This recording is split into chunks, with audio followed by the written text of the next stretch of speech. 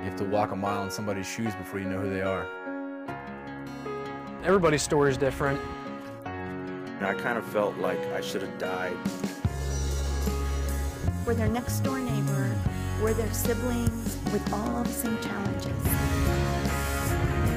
To be in their boots is to try and somehow understand what it was like.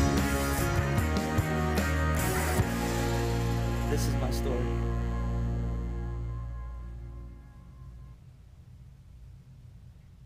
Welcome to another episode of In Their Boots, the show that tells the story of the people here at home impacted by the wars in Iraq and Afghanistan.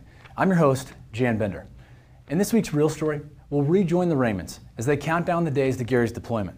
And following that, we'll be in Their Boots first, as we share with you a conversation I had just yesterday with Lieutenant Raymond, live via webcam from his post in Camp Victory, Iraq. And we'll also be talking with our expert this week about how deployed service members can come to better deal with the separation from their families.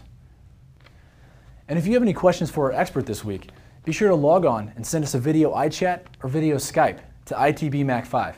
You can also email your questions to question@intheirboots.com. And remember, the sooner you get in touch with us, the more likely it is we can get you involved with things here on the show. And our site, intheirboots.com, was designed to be used as a tool.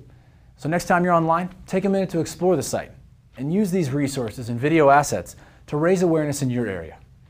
And now, we're going to take you to Prospect, Maine, to meet up with Amanda, Olivia, and Cole as they prepare to send off Gary. We're going to recap Chapter 1 and then get right on into Chapter 2 of Departure. Here it is.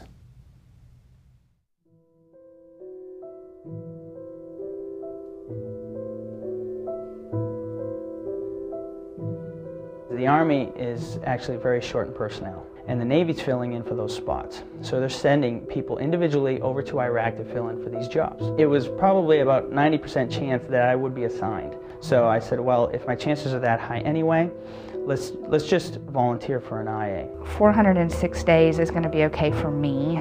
The hard part is for Olivia and Cole, and you think about how much he's going to miss. While he's gone, literally you're like a single parent. You're the head of the household. You have to figure out things on your own. And I've tried to spend as much quality time as my family as possible. And, you know, I tell myself that I need to do it, but I try not to think about why.